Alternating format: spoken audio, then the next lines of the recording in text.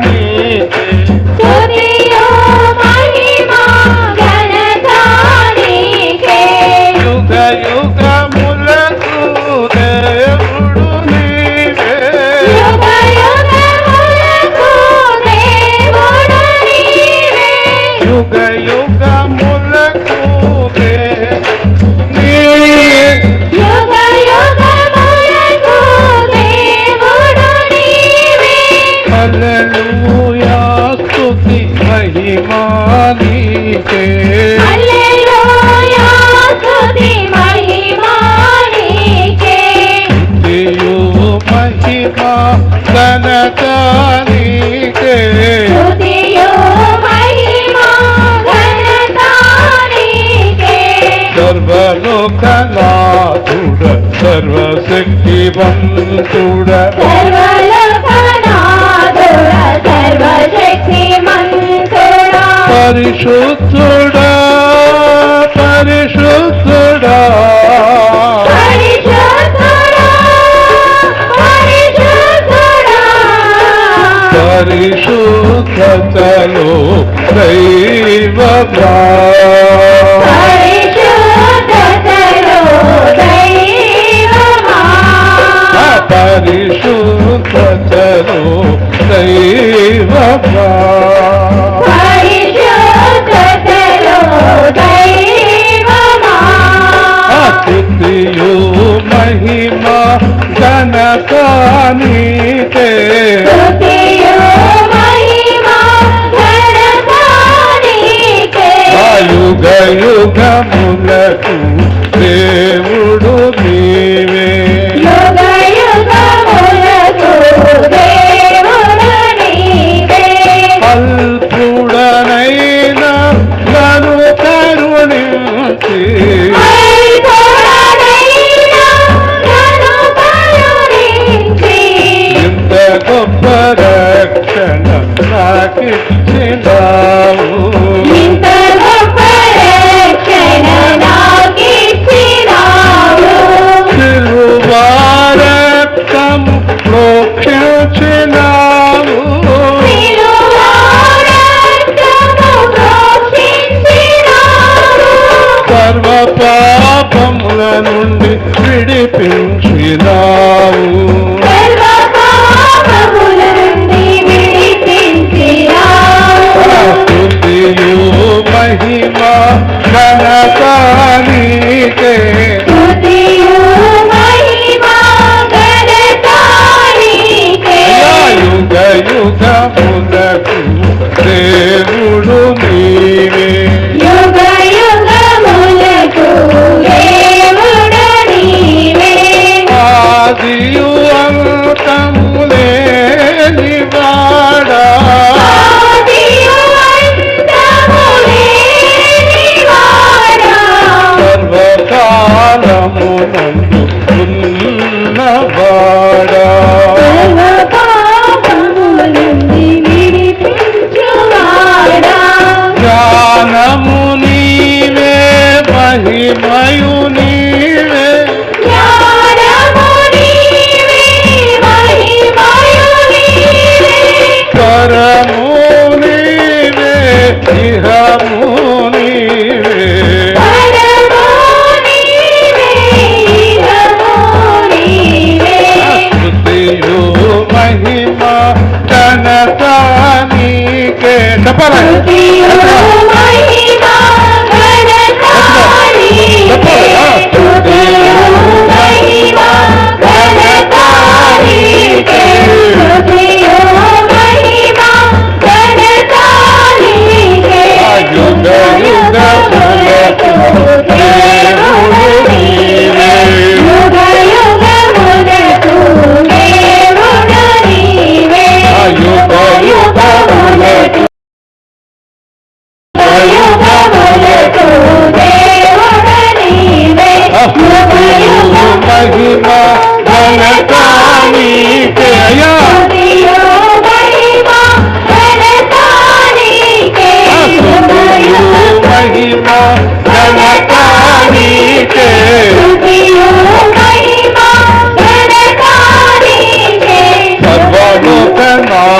సర్వశక్తిమంతుడా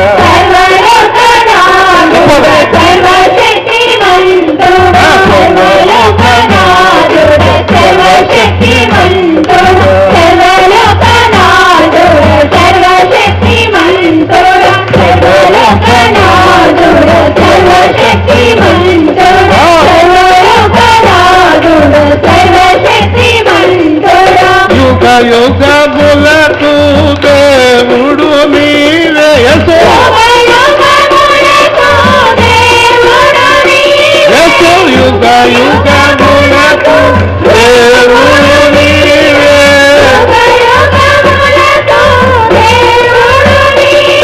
స్తుతియు మహిమ జగతానికే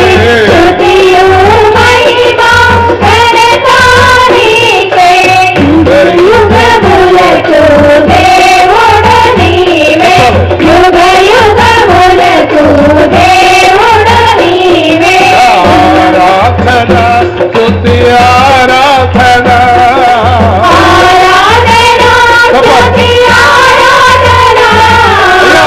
ఆరాధన స్తుతి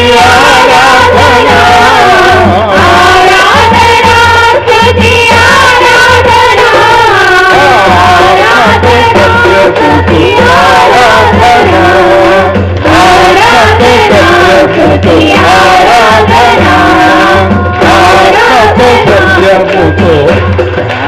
ఆత్మతో సత్యముతో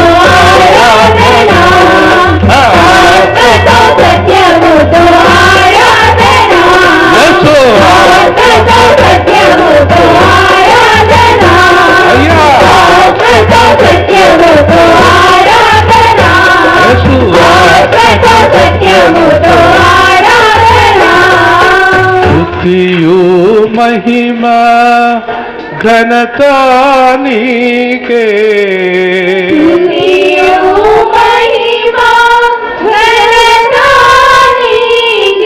యుగ యుగములకు దేవుడు నీవే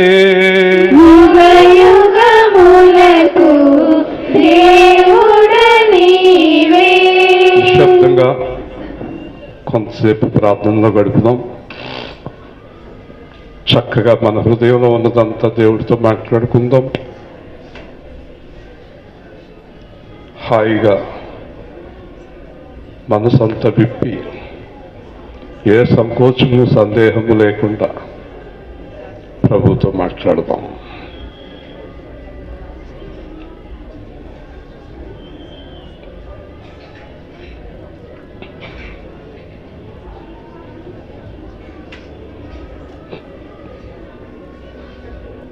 మనసులో ఉన్నదంతా దేవుడికి చెప్పుకుందాం. హృదయంలో ఉన్న వేదన, బాధ, దిగులు, బరువు దించుకుందాం.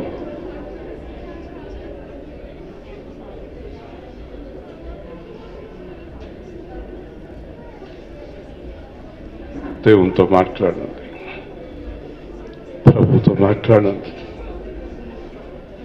నిష్కళంకుడైన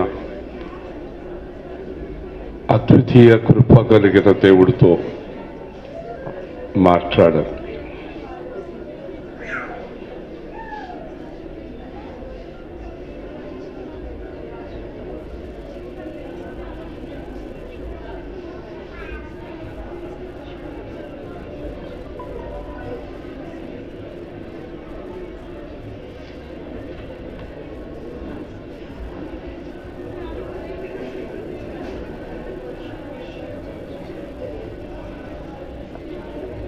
జ్ఞాపకం చేసుకోండి, అడగవలసినవి మర్చిపోకుండా మాట్లాడండి దేవుడితో.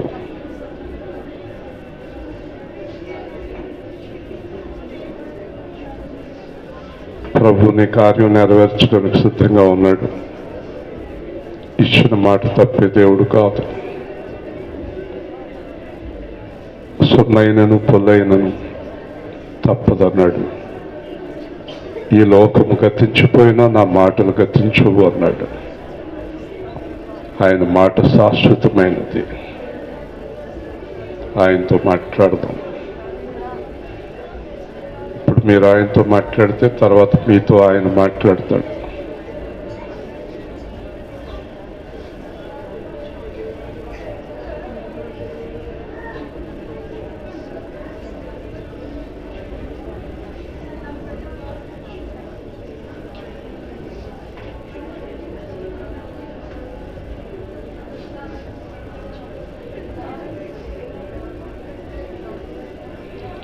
క్రీస్తు యేసు నామములో ప్రార్థిస్తున్నాము తండ్రి.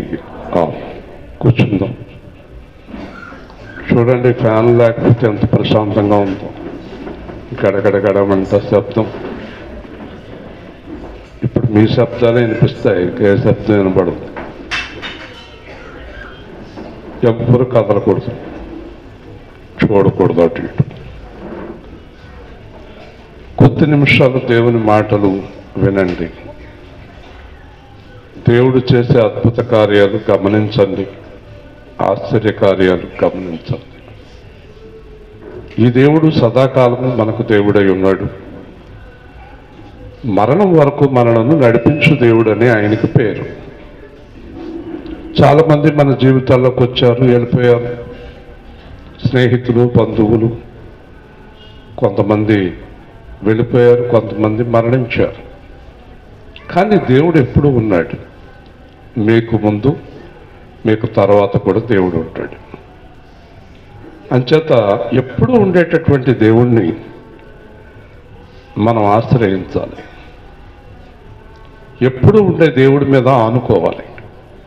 తాత్కాలికమైన వారి మీద ఆనుకున్నాము, దెబ్బతిన్నాం. తాత్కాలికమైన వాటి మీద ఆధారపడి పడిపోతున్నాము. తాత్కాలికమైన ఏదో మీకు తెలుసు, ఈ లోకము చంచలమైనది, మనుషులు చంచలమైన వారు. సొలొమోను తన ప్రార్థనలో అంటాడు, భూమి మీద స్థిరమైన వాడు ఒక్కడును లేడు. దేవుని స్తోత్రం, హల్లెలూయా. స్థిరమైన వాడు లేడు, పాపం చేయని వాడు లేడు, అబద్ధమాడని వాడు లేడు, మోసము చేయని వాడు లేడు. ఇలాంటి మనుష్యుల మీద మీరు ఎంతకాలం ఆధారపడతారో. అంచేత దేవుని మీద ఆధారపడాలి. చాలా ప్రాముఖ్యమైన మాటలు ఈరోజు మనం ధ్యానం చేద్దాం. 130వ కీర్తన, 130వ కీర్తన నేనే చదువుతాను, జాగ్రత్తగా వినండి. ప్రతి మాట చదివేటప్పుడే మీకు అర్థం కావాలి. చదివేటప్పుడే మీకు వాక్యం అర్థమైపోయేటట్టు చదువుతాను. అది మీరు చదివేవారు అందరూ నేర్చుకోవాలి. మీకు అర్థం కావడం కాదు, వినేవారికి అర్థమయ్యేలాగా చదవాలి కదండి. కొంతమంది ఆడలాడు చదువుకుని తలకాయ ఊపేసుకుంటారు, ఎదుటి వారికి ఏమో అర్థం కాదు. ఒకసారి చేపురంలో ఒక సేవకుడు వచ్చాడు, గంటన్నర వాక్యం చెప్పాడు. ఇంకో పెద్ద సేవకుడు అంటాడు, ఈయన దగ్గరుండే స్పెషాలిటీ ఇదే, ఎంతసేపు అయినా మాట్లాడతాడు కానీ ఒక్క మాట ఎవరికి అర్థం కాకుండా మాట్లాడతాడు. దేవుని స్తోత్రం. ఎంతసేపు అయినా మాట్లాడగలడట. ఎంతసేపు మాట్లాడినా ఒక్క మాట కూడా అర్థం కాదంట. అది కూడా స్పెషాలిటీయే కదా. అది మాత్రం కావాలంటే దొరుకుతుంది ఆ వరం. గంటన్నర సేపు మాట్లాడితే ఒక్క మాట అర్థం కాకుండా మాట్లాడటం కూడా వరమే. అప్పుడు ఆ ప్రార్థన అంతా అయిపోయాక ఆయన అడిగాను, ఏమంటే ఏంటి అలా ఎలా చెప్పగలుగుతున్నారంటే, చాలామంది ఆన్లైన్ ప్రేయర్లు అవి పెట్టుకుంటారండి, అంచేత ఎవరు సరిపోరండి, ఆ ప్రేయర్కి నేనే సరిపోతానండి, ఎంతసేపు అయినా మాట్లాడతానండి, అంచేత ఎవరికి అర్థం కాకుండా ఎంతసేపు మాట్లాడినా కూడా మరి ఎవరికి అర్థం కాకుండా మాట్లాడే శక్తి కూడా నాకు దేవుడు ఇచ్చాడండి. ఎక్కువగా నన్ను ఆన్లైన్ ప్రేయర్లో వాడుకుంటారండి అన్నాడు. ఎందుచేత మిమ్మల్ని ఆన్లైన్ ప్రేయర్లో వాడుకుంటారంటే, చాలామంది నిద్రపోతారు కనుకండి. అర్థమైందండి. ఆన్లైన్ ప్రేయర్లు ఏం చేస్తారు, చాలామంది నిద్రపోతారు కదండి. చెప్పిన కొంతసేపు అయినా అర్థం కావాలన్నాడు పౌలు. చెప్పిన 5 మాటలైనా చదివేటప్పుడే మీకు వాక్యం అర్థం కావాలి. యెహోవా, అగాధ స్థలముల నుండి నేను నీకు మొరపెట్టుచున్నాను. 130వ కీర్తన. ప్రభువా, నా ప్రార్థన ఆలకించుము, నీ చెవి యొగ్గి నా ఆర్తధ్వని వినుము. యెహోవా, నీవు దోషములను కనిపెట్టి చూసిన ఎడల ప్రభువా ఎవడు నిలువగలడు? ఆయనను జనుడు నీ యందు భయభక్తులు నిలుపునట్లు నీ యొద్ద క్షమాపణ దొరుకు. యెహోవా కొరకు నేను కనిపెట్టుకొనిచున్నాను, నా ప్రాణం ఆయన కొరకు కనిపెట్టుకొనిచున్నది. ఆయన మాట మీద నేను ఆశ పెట్టుకుని ఉన్నాను. కావలి వారి ఉదయం కొరకు కనిపెట్టుట కంటే ఎక్కువగా నా ప్రాణము ప్రభువు కొరకు కనిపెట్టుచున్నది. కావలి వారు ఉదయం కొరకు కనిపెట్టుట కంటే ఎక్కువగా నా ప్రాణము కనిపెట్టుచున్నది. ఇశ్రాయేలు, యెహోవా మీద ఆశ పెట్టుకొను, యెహోవా యొక్క కృప దొరుకును, ఆయన యొద్ద సంపూర్ణ విమోచన దొరుకును. ఇశ్రాయేలీయుల దోషములన్నిటి నుండి ఆయన వారిని విమోచించు. జాగ్రత్తగా మీరు ఒక్కొక్క మాట అర్థం చేసుకునేటట్టు చెప్తాను చూడండి. ఈ కీర్తనలో మూలం ఏంటంటే, ఈ కీర్తనకారుడు రాసిన ఉద్దేశం, మూలమైన ఉద్దేశం, మనం 1 గంట మాట్లాడినా 2 గంటలు మాట్లాడినా ఒక సబ్జెక్ట్ ఉంటుంది. ఆ సబ్జెక్ట్ ఏంటి, ఆ మూలం ఏంటి అంటే కనుక ఈ యొక్క భక్తుడు 100%, 100కి 100% దేవుడి మీద ఆధారపడిపోయాడు. దేవుని స్తోత్రం, హల్లెలూయా. అంటే ఈ భక్తుడు పూర్తిగా దేవుడి మీద ఆధారపడిపోయాడు. ఈ రోజుల్లో చాలామంది దేవుని మాటలు వినడం, వెళ్ళిపోవడం, దేవుడి మీద ఆధారపడతలేదు, దేవుడికి మొరపెట్టడం లేదు. మీకు ఒక విషయం తెలుసా? మాట్లాడకుండా కూర్చునేవాడు కాదు, చూడనివాడు కాదు, విననివాడు కాదు, కదలనివాడు కాదు మన దేవుడు. వినేవాడు, మాట్లాడేవాడు, నడిపించేవాడు, కార్యములను జరిగించేవాడు. అంచేత మనం చెప్పుకోవడానికి ఇబ్బంది ఏముంది? మనుషుల దగ్గర వ్యర్థంగా మాట్లాడటం కంటే దేవుడి దగ్గర ఎక్కువసేపు మాట్లాడవచ్చు కదా. దేవుడితో మాట్లాడితే చాలా సంతోషంగా ఉంటుంది కదా. దేవుడి దగ్గర సమయాన్ని గడిపితే చాలా ఆనందంగా ఉంటుంది కదా. ఒకసారి ఆలోచించండి. మొట్టమొదటి మాట ఏమంటాడంటే, అగాధ స్థలములో నుండి మొరపెట్టుచున్నాను. మనం ఉన్నదంతా కూడా అగాధ స్థలము. అగాధ స్థలం అంటే అర్థం ఏంటో తెలుసండి? మనము భూమి మీద ఉన్నామే కానీ మనలో చాలా మందిని భూమి కింద భాగానికి వెళ్ళిపోతాము. అంటే ఈ ప్రపంచంలో ప్రజల్లో చాలామంది ఆత్మలు పైకి వెళ్ళవండి, భూమి కింద భాగానికి వెళతాయి. ఎందుకు వెళతాయి? అగాధానికి వెళ్ళడానికి గల కారణం ఏంటి? దేవుడు ఎవరైతే పాపము చేసి పాపము నుంచి విడుదల పొందలేదో, లేదా రక్షణ పొంది కూడా తిరిగి పాపములో ఉన్నారో వాళ్ళందరికీ ఒక స్థలాన్ని నియమించాడు. ఆ స్థలము పేరే అగాధ స్థలం. దేవుని స్తోత్రం. అది పాతాళం. ఎందుకంటే మనం భూమి మీద ఉన్నంతకాలం పాతాళానికి దగ్గరగా ఉన్నాం, పరలోకానికి దగ్గరగా లేదు. బాగా గుర్తుపెట్టుకోండి. అంటే భూమి మీద ఉన్నటువంటి వ్యక్తి ఎవరైనా కూడా ఎప్పుడైనా కూడా పాపములో పడిపోయే అవకాశం ఉంది. అంచేది ఇది అగాధ స్థలం. అంటే మీకు బాగా అర్థం కావాలంటే పౌలు ఏమంటాడంటే, అందరికీ బోధించిన తరువాత నేను భ్రష్టుడినై కిందకు పోతానేమో. పౌలు కంటే గొప్పవాళ్ళం కాదు మనము. ఒకవేళ బోధకుడు అనేవాడు పడిపోవచ్చు, లేదా విశ్వాసులు పడిపోవచ్చు, గొప్ప గొప్ప వారు పడిపోవచ్చు. ఈ లోకంలో చాలా మంది గొప్ప సేవకులు అనబడిన వారు. ఈ మధ్యకాలంలో ఒక ఆయన రవి జకారియా ప్రపంచవ్యాప్తంగా సేవకుడు పడిపోయాడు. థియోడోర్ విలియమ్స్ పడిపోయాడు. ఇలాగ సేవకులు చాలా మంది పడిపోయారు. ఇస్కరియోతు యూదా కిందకెళ్ళిపోయాడు. చాలా మంది కిందకెళ్ళిపోయారు. అంచేత భూమి మీద నీ లోపల ప్రాణం ఉన్నంత కాలము కూడా నువ్వు అగాధానికి దగ్గరగా ఉన్నానన్న మాట నీ జీవితంలో ఎప్పుడు మర్చిపోవద్దు. దేవుని స్తోత్రం, హల్లెలూయా. అంచేత అక్కడి నుంచి నేను నీకు మొరపెడుతున్నాను. ఏమని? నేను అగాధానికి వెళ్ళకూడదు, నేను పాతాళానికి వెళ్ళకూడదు, నేను పాపంలో పడిపోకూడదని ప్రతి దినము ప్రతి క్షణము దేవుడికి మొరపెట్టాలి. ఎందుకంటే చచ్చిపోయిన తర్వాత రక్షణ లేదు, చచ్చిపోయిన తర్వాత క్షమాపణ లేదు. ఒకవేళ నువ్వు 100 ఏళ్ళు బతికితే 100వ సంవత్సరం చివరి రోజు కూడా నీకు క్షమాపణ దొరుకుతుంది. బ్రతికుండగా దొరికే క్షమాపణ ప్రాణం పోయిన తర్వాత ఇంకా క్షమాపణ దొరకదు. దేవుని స్తోత్రం. అంచేత ప్రాణం ఉండగానే నీ క్రియలను చక్కదిద్దుకొని నీలో ఉన్న తప్పులను దిద్దుకొని నీలో ఉన్న పాపమును విడిచిపెట్టి నువ్వు దేవుడి వైపుకి తిరగాలి. లేదంటే నువ్వెక్కడున్నావంటే అగాధ స్థలములో ఉన్నావు. దేవుని స్తోత్రం, హల్లెలూయా. ఈ లోకములో ఎప్పుడు పడిపోతామో తెలియదు. ఎంత గొప్పవాడైనా పడిపోతాడు. ఎందుకంటే మానవ హృదయం పడిపోయే హృదయం ఇది, పడిపోయే హృదయం ఇది. ఎంత ఆశ్చర్యకరమైన విషయం తెలుసా? ఒక ఆవిడ ఒక భర్తతోటి 50 సంవత్సరాల కాపురం చేసి 51వ సంవత్సరంలో మొగుడిని వదిలిపెట్టి ఇంకొక అతను పెళ్లి చేసుకుంది. 50 సంవత్సరాల కాపురం చేసిన ఆవిడ కూడా పడిపోయింది. ఇది ఎంత ఆశ్చర్యమో చూడండి. ఎవరెప్పుడు పడిపోతారో. ఎందుకంటే ఈ లోకం చాలా బలమైనది, ఈ లోకంలో పాపం చాలా బలమైనది, ఈ లోకంలో సాతాను చాలా బలమైన వాడు, బలమైనటువంటి ఆకర్షణ కలవాడు వాడు. అంచేత దీంట్లో పాస్టర్లు పడిపోయారు, విశ్వాసులు పడిపోయారు, అనేక మంది పడిపోయారు. కనుక ఈ భూమి మీద ఉన్నంత కాలము నువ్వు అగాధానికి దగ్గరగా ఉన్నావు. దేవుని స్తోత్రం, హల్లెలూయా. అంచేత ఏం చేయాలో తర్వాత చెప్తాడు. ఏం చేస్తే నువ్వు ఈ అగాధం నుంచి బయటపడతావు, ఏం చేస్తే నువ్వు ఈ పాపము నుంచి బయటపడతావు. ప్రతి దినము కూడా నువ్వు చేయాల్సిన కార్యక్రమం ఏంటి అంటే, నెంబర్ 1 ప్రార్థన, నెంబర్ 2 ఆర్తధ్వని. దేవుని స్తోత్రం. ఒకటోదేంటి, రెండోదేంటి, చివర అలర్ట్ చేయకూడదు ఎవరిని, పిల్లల్ని. మొత్తం బ్యాచ్ అంతా ఇక్కడ చేరిపోయారు.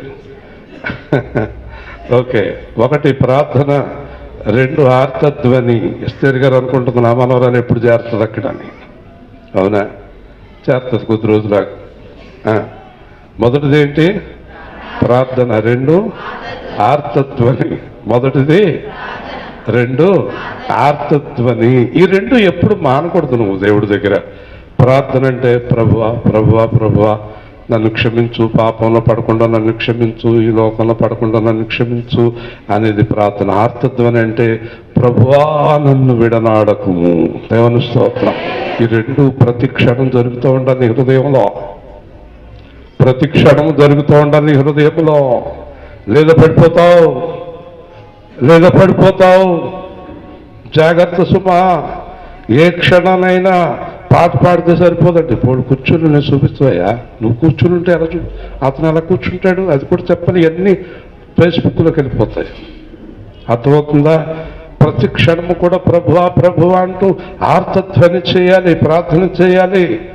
లేదంటే పడిపోతావు. అయితే ఒక పాట ఒకటి ఉంది, పాడదామా? ఏమని? ఏదో నిలుగుతుంది ఈవిడ పాట.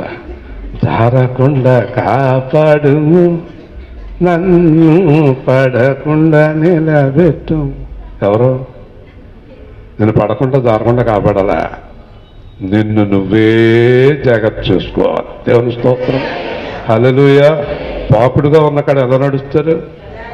స్పీడ్గా నడుస్తారా? ఒక ఆవిడ అలాగే వెళ్ళింది మన బట్టలు ఉతుతానికి వెళ్ళిపోరు కాలంలో, గబగబా దిగింది, లోపలికి వెళ్ళిపోయింది. అంచేత జారకుండా పడకుండా నువ్వే అడుగులు జాగ్రత్త చూసుకోవాలి. దేవుని స్తోత్రం, హల్లెలూయా. పాటలు పాడతాం అలవాటు క్రైస్తవులకి ప్రతి విషయంలోని కూడా. ఒక ఆవిడ అంటుంది, నాకు బాధ వచ్చిన పాటే, సంతోషం వచ్చిన పాటే, చాలా సంతోషం అమ్మా, కానీ ఈ పాటలు పాడి నువ్వు పరలోకం వెళ్ళలేవు, లోపల మార్చుకో. దేవుని స్తోత్రం, హల్లెలూయా. అర్థమవుతుందా? అంచేత ప్రభువాని ప్రార్థన చేయాలి, ఆర్తధ్వని చేయాలి. ఎందుకో తెలుసా? ఈ లోకంలో ఉన్నంత కాలం మనం భయపడుతూ జీవించాలి, చాలా భయపడాలి. మనం చాలా తేలిగ్గా చెప్పుకుంటాం, ఆడ పడిపోయారు, ఈడ పడిపోయారు, ఈడ పడిపోయారు, ఆడ పడిపోయారు. కానీ మనం కూడా పడిపోతాం. నీతిమంతుడు ఎవరు లేరు, స్థిరమైన వాడు ఒక్కడు లేడు. నేను జీవితకాలం పరిశుద్ధంగా ఉంటాను అనగలిగి జీవించగలిగిన వాడు ఒక్కడు లేడు. దేవుని స్తోత్రం. అంచేత దేవుడి మీద ఆధారపడి రోజు ప్రార్థన చేసుకుని, తండ్రి ఈరోజు నేను పాపంలో పడలేదు, ఈరోజు అబద్ధం ఆడలేదు, ఈరోజు నీకు వ్యతిరేకమైన కార్యం చేయలేదు అని ప్రార్థన చేస్తూ కొన్ని మనం తప్పించుకుంటే కొన్ని దేవుడు తప్పించుతాడు. దేవుని స్తోత్రం, హల్లెలూయా. కొన్ని అద్భుతంగా దేవుడు తప్పించుతాడు.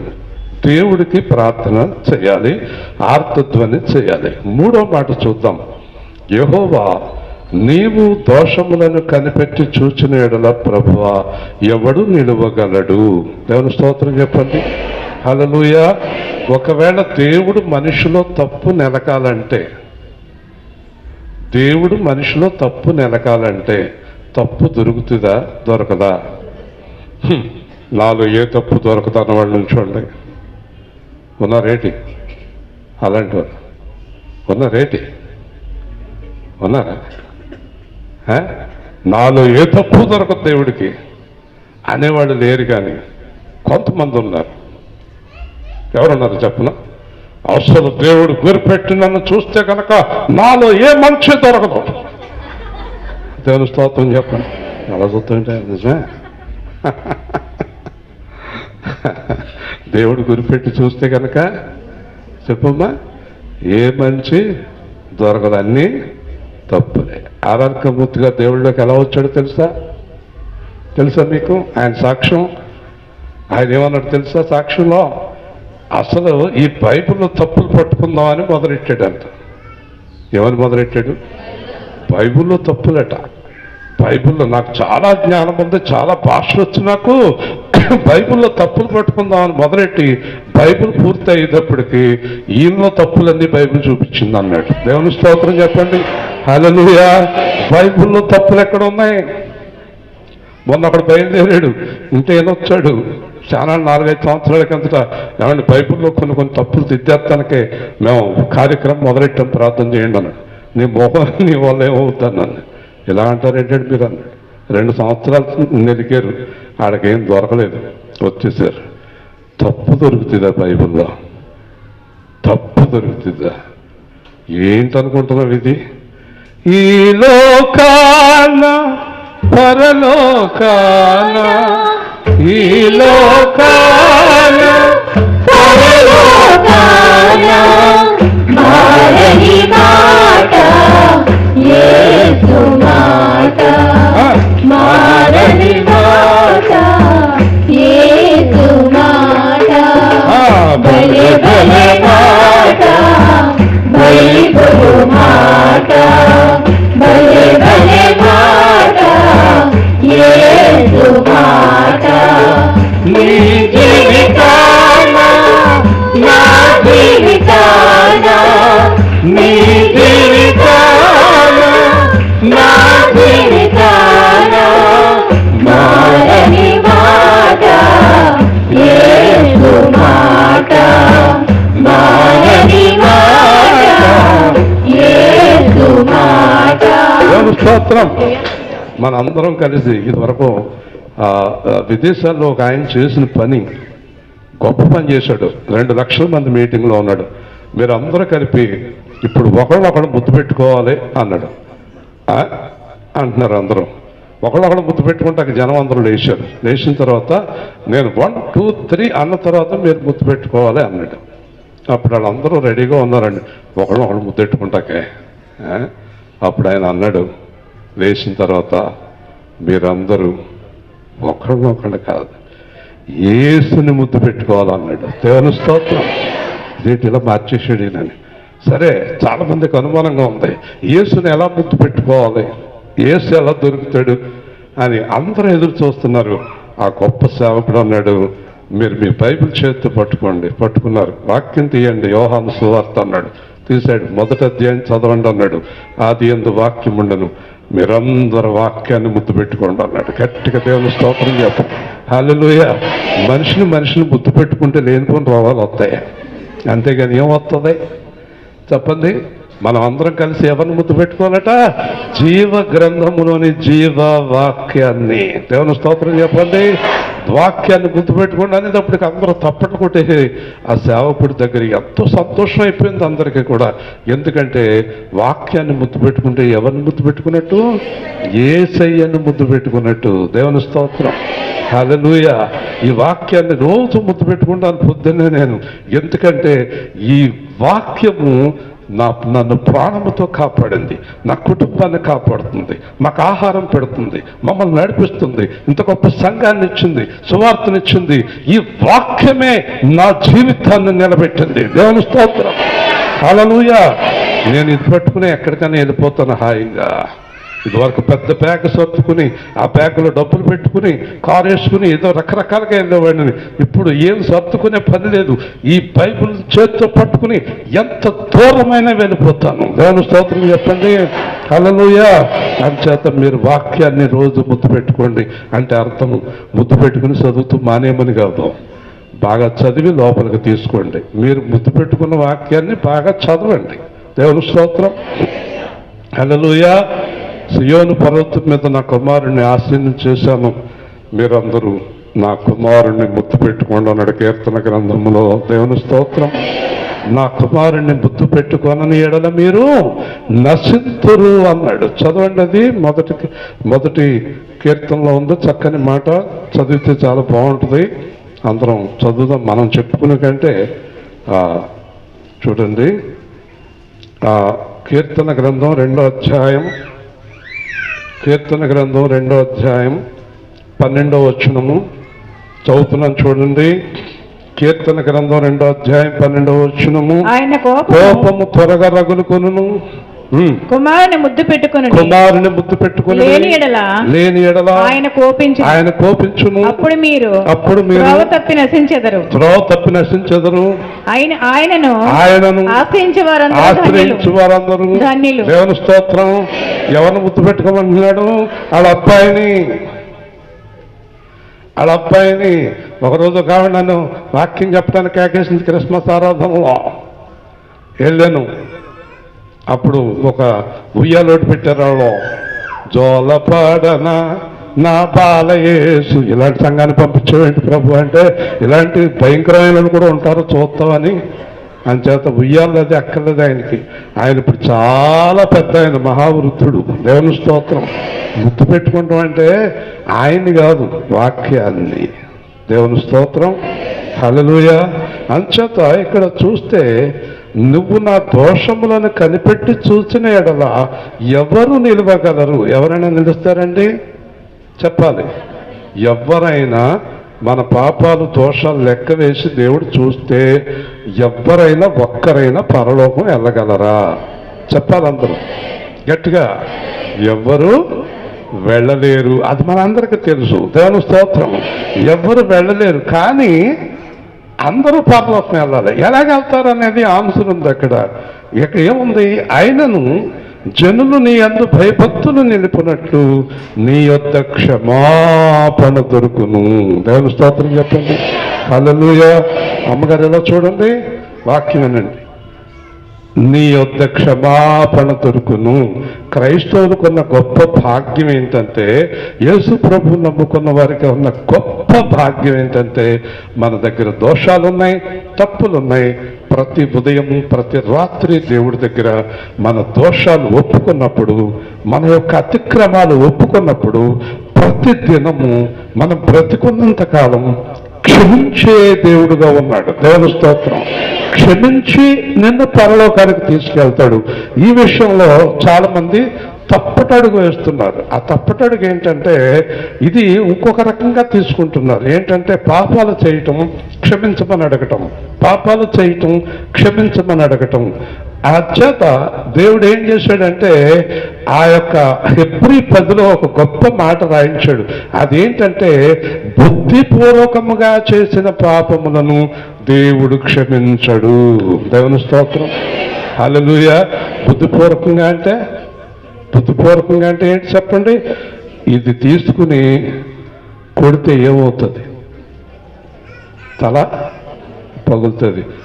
ఊరికే తల పగులుతుందో లేదో చూద్దాం అనుకుని నాకు తెలియక ఇలాగ వేసానంటే కుదురుతుందంటే ఇది బుద్ధిపూర్వకంగా చేసే తప్పు. దేవుని స్తోత్రం.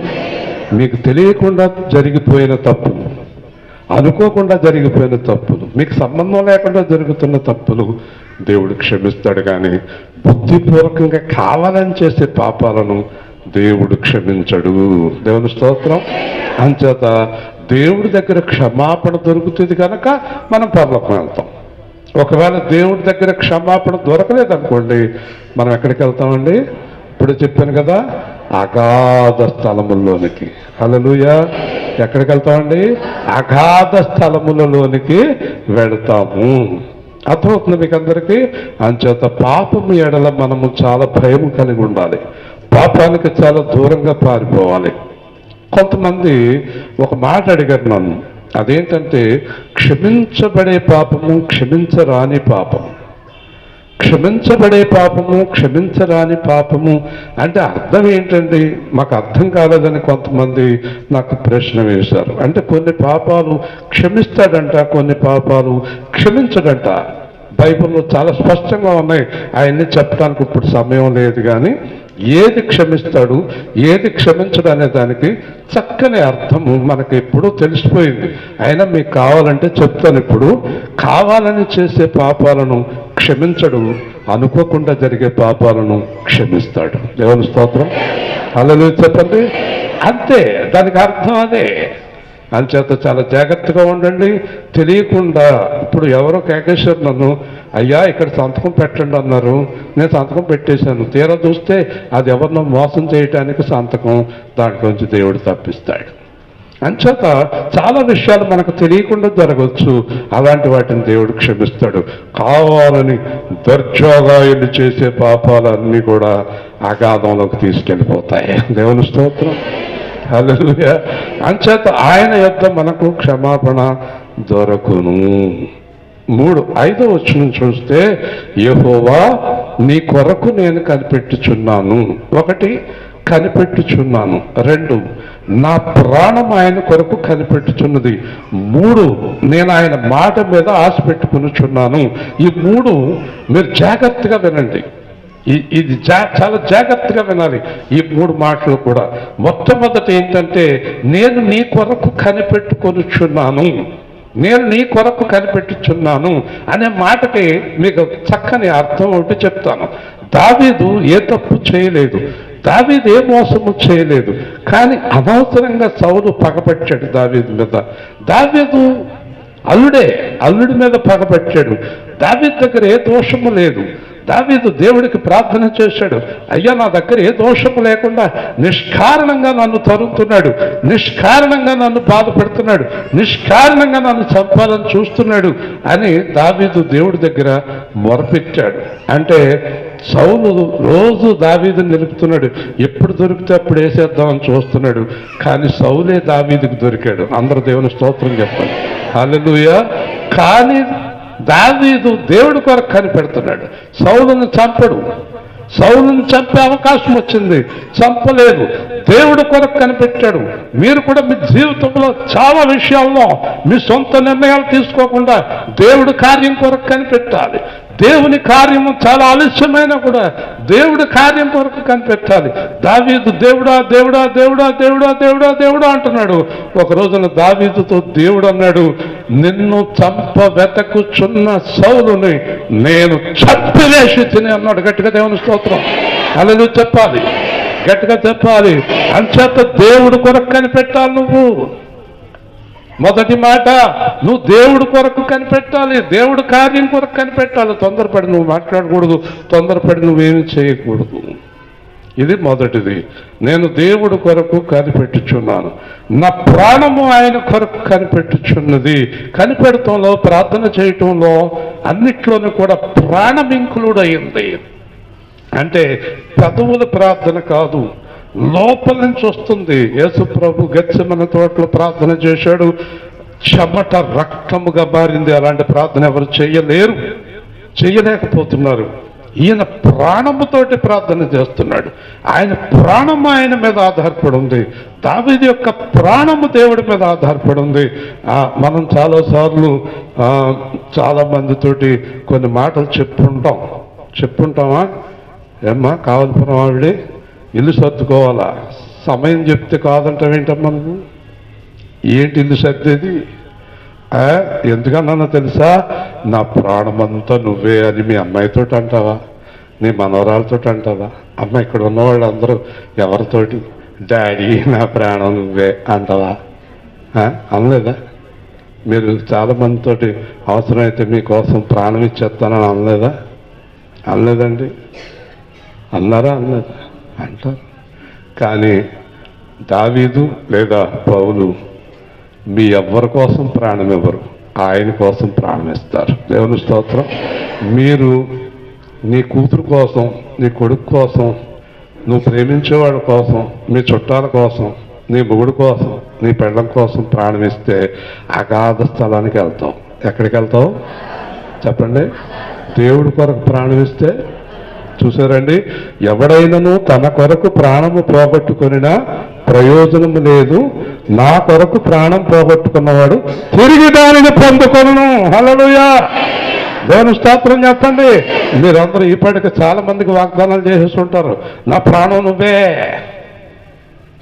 స్వార్థమ్మ, ఆ పిల్లోడికి ఆ పుట్టోడికి ప్రాణం ఇచ్చేస్తా. ఏమ్మా నువ్వెవరికి ఇస్తావమ్మా? నన్ను సంచి పోగొట్టుకున్నావు, ఇవాళ ప్రాణం పోగొట్టుకుంటావా చెప్పండి? ఎవరికి ఇస్తారు మీరు? మీరు చెప్తారా? శుష్క వాగ్దానాలు, ఒక్కోసారి ఆవేశంలో, ఊపులో నీకోసం నా ప్రాణం అయిపోయి మన కంగారు వచ్చేద్ది అన్నమాట. ఉత్తిదే, అంత ఉత్తిదే. ఓకే, ఎవరి కోసం ప్రాణం ఇవ్వాలి? ఏమో మీ అక్కని తీసుకురావట్లేదు నువ్వు, ఇవ్వాలి. ఎవరి కోసం ఇవ్వాలి? బ్రతుకుట చావైతే మోషన్ అడిగాం అనుకోండి, నా కూతురే నా ప్రాణం అంటాడు. ఇప్పుడు మొన్నటిదాకా ఆవిడ, ఇప్పుడు కూతురు కదండి. ఇలా ఉంటుంది మన పరిస్థితి.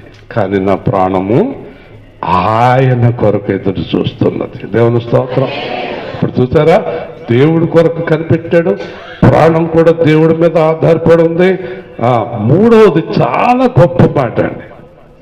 రత్నం గారు వింటున్నారా? చాలా గొప్ప మాట. ఆవిడ ఏదో ఉంటే పట్టుకోగలదు, రెండేళ్ళ పట్టుకోదు.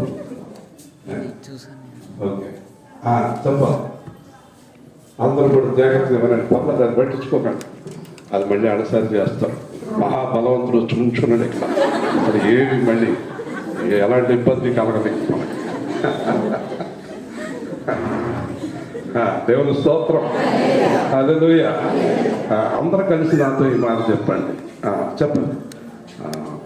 ఆయన మాట మీద నేను ఆశ పెట్టుకొని ఉన్నాను. నేను చాలా భయంకరమైన స్థితిలో, రూపాయి కూడా లేని స్థితిలో బెంగళూరులో ఉన్నప్పుడు నేను సాయం చేసిన వాళ్ళు ఎవరైనా తగులుతారేమో చూసేవాడిని. నేను చాలా లక్షల వేలు సాయం చేశాను, కానీ ఎవరు కనపడతలా. అనుకోకుండా ఒక రోజున ఒక అతను ఫోన్ చేశాడు, ఎక్కడికో ల్యాండ్ లైన్కి షాప్కి ఫోన్ చేస్తే, అక్కడ నేను ఫోన్ ఎత్తుతా అన్నాడు ఆయన. ఏం చేస్తున్నారండి మీరంటే నాకు చాలా బాధ కలిగింది, ఎలా ఉన్నారు ఇప్పుడు అనేటప్పటికీ నాకు కొండంత ధైర్యం వచ్చింది. ఎక్కడున్నారండి మీరంటే, నేను 4 గంటలకి పలానా థియేటర్ దగ్గరికి వస్తాను, మీరు అక్కడికి రండి అన్నాడు. నేను అనుకున్నాను 1000-2000 మొత్తం మీద ఏదో సాయం దొరికేసింది అలా అనుకుని నానా బాధలు పడి కష్టపడి నడిచి సిటీ బస్ ఎక్కి అలాగెళ్ళి కరెక్ట్గా 2ంటికి వెళ్ళి ఆ థియేటర్ దగ్గర మెజెస్టిక్ సెంటర్లో నుంచున్నాను. 3 అయింది, 4 అయింది, 5 అయింది, 6 అయింది, రాలేదు.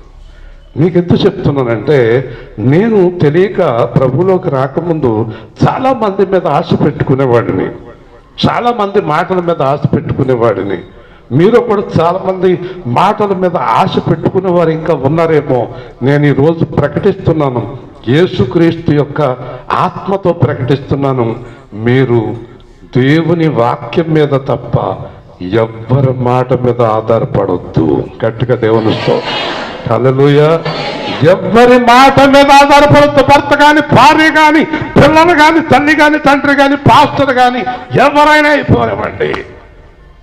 గౌరవించండి, ప్రేమించండి, ఆశ పెట్టుకోకండి. కానీ ఆశ ఎవరి మాట మీద పెట్టుకోవాలి? వస్తానన్న దేవుడు, ఇస్తానన్న ఆయన కార్యం. మీరు బైబిల్లో బాగా ప్రార్థన చేసి దేవుడు ఒక వాక్యంతో మీతో మాట్లాడాడంటే ఆ వాక్యం మీ జీవితంలో నెరవేరుస్తాడు. నీ కొడుకు, నీ భర్త, నీ పిల్లలు. ఏమో మేమెప్పుడు అన్నాం అంటారు, ఏమో మేమెప్పుడు అన్నాం అంటారు. పాస్టర్ గారు కూడా అంటాడు, పాస్టర్ గారు కూడా మనిషే. మీరు ఈ రోజున ఈ మాట ప్రకారం చూస్తే మీరు పూర్తిగా ఇది మొదలుకొని దేవుని మాట మీదే నమ్మకం కలిగి ఉండండి. దేవుని స్తోత్రం. నాకు కొడుకున్నాడు, కూతురున్నాడు, 4 కొడుకులు ఉన్నారు, 3 కొడుకులు ఉన్నారు, కోడళ్ళు ఉన్నారు, మనవలు ఉన్నారు, అందరూ ఉన్నారు. కానీ ఎవ్వరూ మాట మీద నిలబడేవారు లేరు. దేవుని స్తోత్రం, హల్లెలూయా. అంచేత ఎవరి మాట మీద ఆశ పెట్టుకోవాలి? చూసారండి, సంతోషమైన దుఃఖమే అయినా, క్షేమము అయినా క్షామము అయినా విడువని దేవుడు విడువని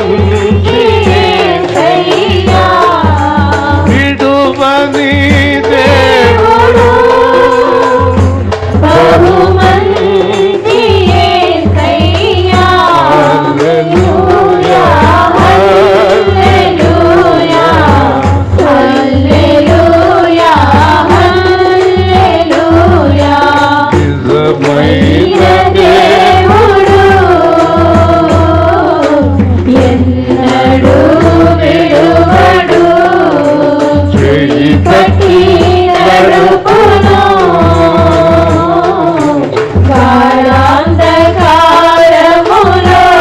పాస్టర్ ఏదో పాలకొల్లు మీటింగ్ ఉంటే మీరు వెళ్ళిపోకండి, నేను బండేసుకు వెళ్ళిపోతానంటే, వద్దండి నేను కారు మీ ఇంటికి వచ్చి 5ంటికి వస్తాను, కరెక్ట్గా ఇద్దరం కలిసి వెళ్ళిపోతాం అన్నాడు. 5 అయింది, 6 అయింది, 7 అయింది, రాలేదు. తెరచూతారని వెళ్ళిపోయాడు. ఇదేంటి అని అక్కడి నుంచి ఆడ ఫోన్ చేశారు మాకు, మీరు రాలేదేంటి అన్నారు. అదేంటి ఆయన వస్తాను, ఆయన ఎప్పుడూ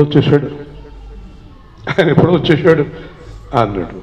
తర్వాత ఒక ఆయన హైదరాబాద్ నుంచి వచ్చాడు చాలా కాలం కిందట. అతను సిద్ధాంతం దగ్గర ఒక ఊరు, అంటే అన్యుడు, ఏదో పని మీద వచ్చాడు. వస్తే మా ఇంటికాడ భోజనం చెప్పారు. మా ఇంటికాడ భోజనం చెప్పి, మీరు మా ఇంటికి భోజనానికి రావాలంటే తప్పకుండా వస్తానన్నాడు. వస్తానన్న తర్వాత నేను భోజనం చేయకుండా, మా ఇంట్లో ఎవరు భోజనం చేయకుండా కారు వేసుకుని ఆ సిద్ధాంతం వెళ్ళి అతని కోసం వెళ్ళేటప్పటికి అతను లోపల ఉన్నాడు. వాళ్ళ అన్నయ్య అన్నాడు, ఏమబ్బాయి ఏంటి అన్నాడు. మీ తమ్ముడిని మా ఇంటికి భోజనాన్ని తీసుకెళ్తున్నాం అంటే, ఇప్పుడే లోపల దిగమింగాడు, ఇంకా నీ ఇంటికి వస్తాడాడు అన్నానికి అంటున్నాడు. నాకు అతను ఇదేంటి తినేసాడు అన్నాడు. శుభ్రంగా తినేసాడు, పెద్ద చేప తెప్పించాను, అన్నం తినేసాడు అన్నాడు. సరే, ఈ లోపల ఆయన బయటకు వచ్చాడు. బయటకు వచ్చిన తర్వాత ఇంకా అన్నం తినేసాడు కదా, భోజనానికి రాడంటాడేమో అనుకున్నాను. మూర్తి గారు ఏంటి విశేషాలు అన్నాడు. ఏం లేదని. నన్నండి మరి వెళ్దాం అన్నాడు. ఎక్కడికన్నా? భోజనానికి అంట. ఇదేం భోజనం అంటే? అంచేత మళ్ళీ భోజనం అంట. మళ్ళీ భోజనానికి బయలుదేరాడండి. చూసారండి, మనుషులు ఇలాగా ఉంటారు. చాలా పెద్ద అతను, పైగా అతను చాలా పెద్ద అధికారంలో ఉన్నాడు. అన్ని అబద్ధాలే. మాట ఇవ్వడం, నేను ఎంతండి, నేను అలాగ వచ్చేస్తాను 5 నిమిషాల్లో. 5 నిమిషాలు కాదు, మళ్ళీ 5 రోజుల దగ్గర పెట్టు. మీకు అందరికీ ఒకటే చెప్తున్నాను, మాట మనిషికి ఇచ్చిన దేవుడు పట్టుకుంటాడు. దేవుని స్తోత్రం, హల్లెలూయా. మీరు మాట మనిషికి ఇస్తున్నాను అనుకుంటున్నారు, కానీ దేవుడు పట్టుకుంటాడు. ఇచ్చిన మాట తప్పొద్దు. మాట ఇచ్చే ముందు ఆలోచించుకుని మాట ఇవ్వండి. దేవుని స్తోత్రం, హల్లెలూయా. జాగ్రత్త సుమా. అంచేత ఇది మొదలుకొని ఎవరి మాట మీద ఆశ పెట్టుకోవాలంటే మనం అందరూ చెప్పండి, దేవుని మాట మీద ఆశ పెట్టుకోవాలి. తర్వాత చూస్తే, కావలి వారు ఉదయం కొరకు కనిపెట్టుట కంటే ఎక్కువగా. మీరు ఎవరికన్నా ఫ్యాన్లు కావాలండి? ఫ్యాన్ కావాలన్నవాడు చేయొద్దండి. వద్దండి, వద్దండి. దేవుని స్తోత్రం, హల్లెలూయా. ఒకవేళ ఉడుగ్గా ఉండి వాక్యం వెళ్తలేదేమో అని. అయితే ఫ్యాన్ తీసేయడానికి 2 కారణాలు ఉన్నాయి. ఒకటేంటంటే కొంచెం చల్లగా గాలి వేస్తుంది. 2, ఫ్యాన్లు ఉన్న కాడల్లా కొంచెం కురికిపాటు ఎక్కువైపోయింది. దానివల్ల ఇప్పుడు ఫ్యాన్ లేనందువల్ల అందరూ ఇలా చూస్తున్నారు. ఓకే, చల్లగా గాలి వేస్తుంది కదా, జాగ్రత్తగా ఉండండి. మరి 2 మాటలతోటి ముగించుకుందాం. కావలి వారు ఉదయం కనిపెట్టుట కంటే ఎక్కువగా నా ప్రాణము ప్రభు కొరకు కనిపెట్టుచున్నది. 2 సార్లు రాశాడు. చూడండి ఈ మాట. బైబిల్ గ్రంథంలో ఏదైనా 2 సార్లు రాశాడంటే అది బలమైన మాట. చెప్పండి, బలమైన ఆనందించుడి ప్రభునందు. ఇలా రాశాడు అనుకోండి, 2 సార్లు చెప్పాడు అనుకోండి, ఆ మాట చాలా బలమైందని గుర్తుపెట్టుకోవాలి మీరు. ఏంటి బలమైన మాటకి అర్థం ఏంటో చూద్దాం. ఈ బలమైన మాటకి అర్థం ఏంటో మనం చూద్దాం. పైడిపర్రు వారు ఏమయ్యారండి? అన్నా కుమార్ గారు వారు హోటల్కి మాత్రం మానకుండా వస్తున్నారు, ప్రార్థనకు మాత్రం మానేస్తారు కదండి. చెప్పండి మరి, లేదంటే హోటల్లో కూడా ఉండటానికి ఉండదండి ఇలా ఉంటే. నేను అందరినీ నిశ్చితంగా పరిశీలిస్తూ ఉంటాను, గుర్తుకొస్తూ ఉంటారు. అమ్మా అందరికేనండి, అందరికీ. సరే, మిగతా వాళ్ళు ఏడుతున్న చూస్తున్నారు, చాలా సంతోషం. ఓకే, అంచేత కావలి వారు అంటే ఎవరో తెలుసండి. పూర్వం కావలి వారు అనేవాడు. ఈ కావలివాడు తిరిగి ఊరంతా చెప్పిన తర్వాత అందరికీ టైం తెలిసేది లేదు. అంచేత ఒక్కొక్క ఊరికి ఒక్కొక్క కావలివాడిని దేవుడు నియమించాడు ఆ రోజుల్లో. అర్థమవుతుందండి. ఈ కావలివాడికి పని ఏంటి చెప్పండి? 9 అయింది, 12 అయింది, 3 అయింది, 6 అయింది అంటే ఇప్పుడు చెప్పండి, ఊరంతా నిద్రపోతారు, ఎవరు నిద్రపోరు? దేవుని స్తోత్రం చెప్పండి. కావలివాడు నిద్రపోడండి, నిద్రపోతే అందరూ నిద్రపోతారు. కావలివాడు నిద్రపోవడానికి వీలు లేదండి. అంచేత దేవుడు అంటాడు హెచ్కేల్లో, సేవకుల్ని మీకు మిమ్మల్ని సంఘానికి కావలి వారిగా నియమించి తిని. దేవుని స్తోత్రం. ప్రతి వారం చెప్తారేంటి అంటే, ప్రతి వారం మిమ్మల్ని హెచ్చరించవలసిందే, ప్రతిరోజు హెచ్చరించాలి మిమ్మల్ని. అంచేత ఈ కావలి వారు మరి ఆయన డ్యూటీ ఎప్పుడైపోతుందంటే 6ంటికి అయిపోతుందండి. 6ంటికి వెళ్ళి పడుకుంటారండి. పాపం పగలు పడుకుంటారు, రాత్రులు మెలకుగా ఉంటారు. వాళ్ళ డ్యూటీ అది. వాళ్ళు ఎలా ఎదురు చూస్తారంటే, ఎప్పుడు 9 అవుతుందా, ఎప్పుడు 12 అవుతుందా, ఎప్పుడు 3 అవుతుందా, ఎప్పుడు 6 అవుతుందా అని పాపం కళ్ళు అలాగే ఎదురు చూస్తూ ఉంటారు. పాపం వాళ్ళు మనుషులే కదా. వాళ్ళు ఎదురు చూస్తూ ఉన్నప్పుడు టైం ఆగుతుందంటే అవుతుందా? ఆగుతుందా? అవుతుందా? 9 అవుద్దా, 12 అవుద్దా, 3 అవుద్దా, 6 అవుద్దా? అలాగ నువ్వు దేవుడికి కనిపెడితే దేవుడు నీకు ప్రత్యక్షం అవుతాడు. దేవుని స్తోత్రం. హల్లెలూయా. గట్టిగా చెప్పండి. కావలి వారు టైం కోసం కనిపెట్టినట్టు నువ్వు దేవుడి కోసం కనిపెట్టాలట. ప్రభువా నీ ప్రత్యక్షత నాకిమ్ము.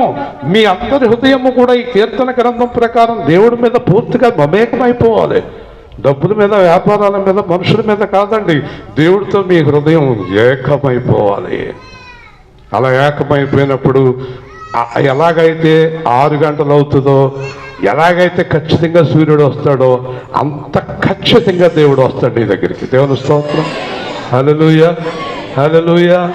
దారి తప్పిన నన్ను నీవు, దారి తప్పిన నన్ను నీవు వెదకి వచ్చి రక్షించితివి, వెదకి వచ్చి రక్షించితివి.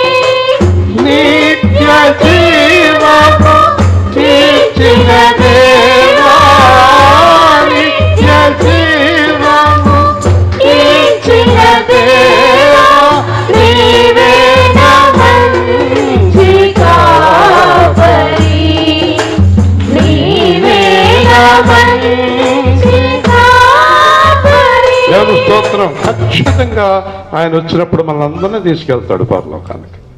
కానీ జాగ్రత్త, మెలకు కలిగి, యథార్థత కలిగి, పరిశుద్ధత కలిగి, దేవుడి మీద హృదయం పెట్టుకుని ఇవన్నీ కూడా పాటించాలి మీరందరూ కూడా. ఎంత చక్కగా రాణింగ సహోదరి ఎంత బాగా నిద్రపోతుందో చూడండి, ఎంత బాగా నిద్రపోతుంది. కిటికీ కాడ కూర్చుంది. అందుకే ఓకే, నేను కావలి వాడినమ్మా లేకు. ఓకే, తర్వాత చూస్తే 7వ వచనం చూద్దాం. ఇశ్రాయేలు యెహోవా మీద ఆశ పెట్టుకును, యెహోవా యొక్క కృప దొరుకును, సంపూర్ణ విమోచన దొరుకును. ఇశ్రాయేలు అంటే దేవుని బిడ్డ అని అర్థం. ఓ విశ్వాసి, ఓ దేవుని బిడ్డ అని అంటున్నాడు. అక్కడ మనం చూస్తే కనుక నీ ఆశ ఎవరి మీద ఉండాలి? దేవుడి మీద. ఇందాక ఎవరి మీద? ఆయన మాట మీద. ఇప్పుడు ఎవరి మీద? పూర్తిగా దేవుడి మీద ఆశ పెట్టుకో. నీ ఆశ వ్యర్థము కానేరదు. ఆశ పెట్టుకో. 2 1 2 1 కృప దొరుకును. చెప్పండి. మళ్ళీ చెప్పాలి. కృప అంటే అర్థమైందా మీకు? చాలా మందికి తెలుసా కృప అంటే? కృప అంటే మన నీతి కార్యముల వలన కాక, మన గొప్ప వలన కాక, మనలను బట్టి కాక, ఆయన కృపను బట్టి మనలను రక్షించి పరలోకం తీసుకెళ్తాడు. దేవుని స్తోత్రం. ఆయన కృపతో నీకు ఆరోగ్యం ఇస్తాడు, ఆయన కృపతో నీకు నిత్య జీవం ఇస్తాడు, ఆయన కృపతో మందిరం ఇచ్చాడు, ఆయన కృపతో వాహనం ఇచ్చాడు, ఆయన కృపతో ఆరోగ్యం ఇచ్చాడు. ఇది నీ ప్రార్థన వలన, నీ గొప్పతనం వలన, నీ వలన కాదట, ఆయన కృప వలన కార్యం చేస్తాడట. దేవుని స్తోత్రం. అదే ఆయన దగ్గర ఉండే గొప్ప లక్షణం, కృప. మొదటిది కృప, రెండు సంపూర్ణ విమోచన. సంపూర్ణ విమోచన అంటే మన దగ్గర కొద్దిగా తేడా ఉన్న పరలోకం తీసుకోదు మనల్ని. దేవదూతలు రారు మన దగ్గరికి, ముద్ర వెయ్యరు మన దగ్గర కొద్దిగా తేడా ఉన్నా. అంచేత యేసుక్రీస్తు మత్తయి సువార్త 24:30 అంటాడు, దేవదూతలు ఆయన ఏర్పరచుకున్న వారిని ముద్రింతురు అని ఉంటుంది. అంటే అర్థమైందా మీకు? ఆయన ఏర్పాటు చేసుకున్న వారిని పూర్తిగా పరిశుద్ధపరిచి దేవదూతలు వచ్చేటప్పటికి ఏ కళంకం లేకుండా ముద్రించేలాగా చేస్తాడు. దేవుని స్తోత్రం. అంటే సంపూర్ణ విమోచన మీకు ఆయన దగ్గరే దొరకను. కృప ఆయన దగ్గరే, విమోచన ఆయన దగ్గరే, అన్ని ఆయన దగ్గరే దొరుకుతాయి. నువ్వెవరి మీద ఆధారపడాలి? యేసయ్య మీదే, యేసయ్య మీదే ఆధారపడాలి. చివరిగా ఇశ్రాయేలు దోషములన్నిటినీ ఆయన విమోచించును. నీ దోషములన్నీ ఆయన రక్తముతో కడుగుతాడు. ఒక ఆయన అడిగాడు, ఆయన సిలువ ఎందుకు వేయబడ్డాడు అని అడిగాడు.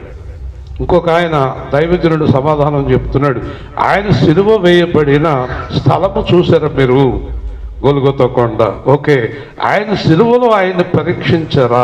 పరీక్షించే గనక నడినెత్తి నుండి అరికాలి వరకు మొత్తని ప్రదేశము లేదు, మొత్తం శరీరం అంతా చితక పొడిచారు, లాస్ట్లో గుండెను పళ్ళెముతో పొడిచారు, పూర్తిగా ఆయన్ని సిలువ వేశారు.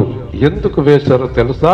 మానవుడు జీవితంలో తల వెంట్రుకల నుంచి అరికాలి వరకు, గుండెలో ఉన్న దోషముల వరకు సమస్త పాపములను కడిగివేయుటకు సమస్త శరీరము రక్తము చిందించబడెను. దేవుని స్తోత్రం.